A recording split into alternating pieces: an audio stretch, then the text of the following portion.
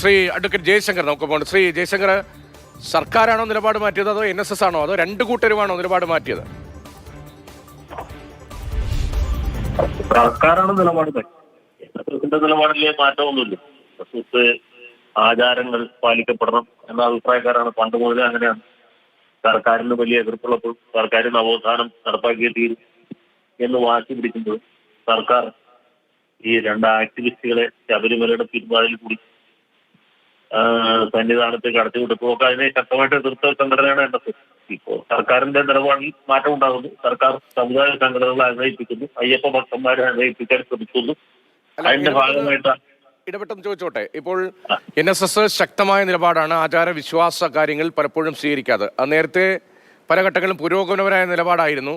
പിന്നീട് ഈ ശബരിമല യുവതീ പ്രവേശനവുമായി ബന്ധപ്പെട്ട് NSS സ്വീകരിക്കുന്ന നിലപാട് അത് പിന്തിരിപ്പൻ നിലപാടായിരുന്നു എന്നതായിരുന്നു CPM-ന്റെയും മുഖ്യമന്ത്രിയും ഉൾപ്പെടെ നിലപാട്. അപ്പോൾ NSS പഴയ നിലപാട് നിൽക്കുന്നു. ആ നിലപാടാണ് ശരി. ആ തെറ്റേറ്റ് പറഞ്ഞ് NSS-ന് മുന്നിൽ സറണ്ടർ ചെയ്യുകയായിരുന്നു സർക്കാർ. അതിന്റെ തുടർച്ചയാണോ ഈ ആഗോള അയ്യപ്പ സംഗമം? സർക്കാർ തെറ്റ് ഏറ്റു പറഞ്ഞില്ല എങ്കിൽ പോലും സർക്കാർ പ്രവൃത്തി കൊണ്ട് ചെയ്യുന്നത് അവരുടെ പഴയ നിലപാട് 2018 സെപ്റ്റംബർ മുതൽക്ക് ജനുവരി വരെ അല്ലെങ്കിൽ അത് കഴിഞ്ഞ് ഉണ്ടായിരുന്ന നിലപാട് എടുത്തുചാടിയുള്ള ഒന്നായിരുന്നു. അത് പൊതുസമൂഹത്തിന് ബോധ്യപ്പെടാത്ത ഒന്നായിരുന്നു. അതാണ് പ്രധാനം. ഈ പരിഷ്കാരങ്ങളും നവോത്ഥാനവും ഒക്കെ ഉണ്ടാകുന്നത് നല്ലതാണ്. പക്ഷെ അത് ആരിൽ നിന്ന് തുടങ്ങുന്നുള്ള പ്രശ്നമുണ്ട്. ഇങ്ങനെ ഒരു സംഗതി ഇടതുപക്ഷ ജനാധിപത്യ മുന്നണിയുടെ അജണ്ടയിലുണ്ടായിരുന്നില്ല. അവരുടെ പ്രകടന പത്രികയിൽ പറഞ്ഞിട്ടുള്ളൊരു കാര്യം നടപ്പാക്കിയതാണ് അല്ലല്ലോ. അല്ലെങ്കിൽ DYFI, SFI ജനാധിപത്യ മഹിളാ അസോസിയേഷൻ ഇന്നവരെ ആവശ്യപ്പെടുന്നു ശബരിമലയിൽ യുവതീ പ്രവേശനം അനിവാര്യമാണ്, അതിനനുസരിച്ച് നിയമത്തിൽ മാറ്റം വരുത്തണം അല്ലെങ്കിൽ നിലപാടിൽ മാറ്റം വരുത്തണം എന്നൊരു ആവശ്യം ഉണ്ടായിട്ടില്ല. അപ്പൊ അങ്ങനെ വരുമ്പോൾ സർക്കാരിൻ്റെത് എടുത്തുചാടിയുള്ള ഒരു നീക്കമായിരുന്നു എന്നാണ് NSS മാത്രമല്ല എല്ലാ ഹിന്ദു സംഘടനകളും അന്ന് പറഞ്ഞത്. അത് ശരിയോ തെറ്റോ കാലോചിതമാണോ എന്നുള്ളത് വേറെ തർക്ക വിഷയമായിട്ടുള്ള കാര്യം. ഞാൻ പറഞ്ഞ അതിന്റെ രാഷ്ട്രീയ വശമാണ്. അങ്ങനെ ഒരു വിഷയം ഉണ്ടായപ്പോൾ മുഖ്യമന്ത്രി പിണറായി വിജയന്റെ ഒറ്റയാളുടെ ശാഠ്യമായിരുന്നു. ഇടതുപക്ഷ മുന്നണിയിലും മാർക്സിസ്റ്റ് പാർട്ടിക്ക് അകത്തും വിപരീത അഭിപ്രായമുള്ള ആളുകളായിരുന്നു കൂടുതൽ. പക്ഷെ അതൊന്നും ഗൗനിക്കാതെ ഇദ്ദേഹത്തിന്റെ ഒരു പേഴ്സണൽ അജണ്ട എന്ന രീതിയിൽ പുള്ളി ഈ ശബരിമലയിൽ സ്ത്രീകളെ അല്ലെങ്കിൽ 10-നും 50-നും ഇടയ്ക്ക് പ്രായമുള്ള സ്ത്രീകളെ പ്രവേശിപ്പിച്ചേ തീരും എന്ന ഒരു ദുശ്ചാഠ്യവുമായിട്ട് മുന്നോട്ട് പോവുകയും അനിവാര്യമായ തെരഞ്ഞെടുപ്പിൽ ആ തിരിച്ചടി ഏറ്റുവാങ്ങുകയും ചെയ്തു എന്നുള്ളതാണല്ലോ സത്യം. അത് സർക്കാരിനും ബോധ്യമായി, മുഖ്യമന്ത്രിക്കും ബോധ്യമായി.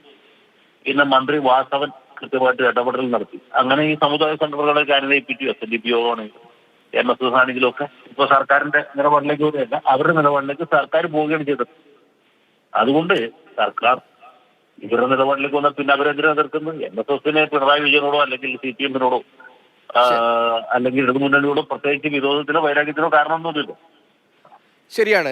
NSS-നെ സംബന്ധിച്ച് ഇടതുമുന്നണിയുടെ പ്രത്യേകമായ വൈരാഗ്യത്തിനുള്ള രാഷ്ട്രീയ സാഹചര്യം ഒന്നുമില്ല. കാരണം ദീർഘകാലമായി രാഷ്ട്രീയത്തിൽ നേരിട്ട് ഇടപെടുന്നില്ല. അതേസമയം പല ഘട്ടങ്ങളിലും രാഷ്ട്രീയ വിഷയങ്ങളിൽ ഇടപെട്ടിട്ടുണ്ട്. അത് പ്രത്യേകിച്ചും UDF രാഷ്ട്രീയത്തിലാണ് സമീപകാലത്ത് ഇടപെട്ടത്. അതിനു മുമ്പ് വലിയ രാഷ്ട്രീയ പാരമ്പര്യവും NSS-ന് ഉള്ളതാണ്. കേരള രാഷ്ട്രീയത്തിൽ അത്തരം ഇടവും NSS-ന് ഉണ്ടായിരുന്നു. പക്ഷേ കുറേ കാലമായി അത്തരം വിഷയങ്ങളിൽ മൗനം പാലിക്കുന്നുണ്ടായിരുന്നു.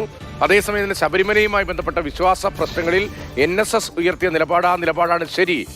ആ നിലപാടിലേക്ക് ഞങ്ങളിതാ എത്തുന്നു എന്ന സന്ദേശം ആഗോള അയ്യപ്പ സംഘത്തിലൂടെ സർക്കാർ നൽകുമ്പോൾ NSS-ന്റെ ആവശ്യങ്ങൾ അംഗീകരിക്കപ്പെട്ടു എന്നൊരു വികാരമാണ് ജനറൽ സെക്രട്ടറിയുടെ ഭാഗത്തുനിന്ന് തുടരുന്നത്.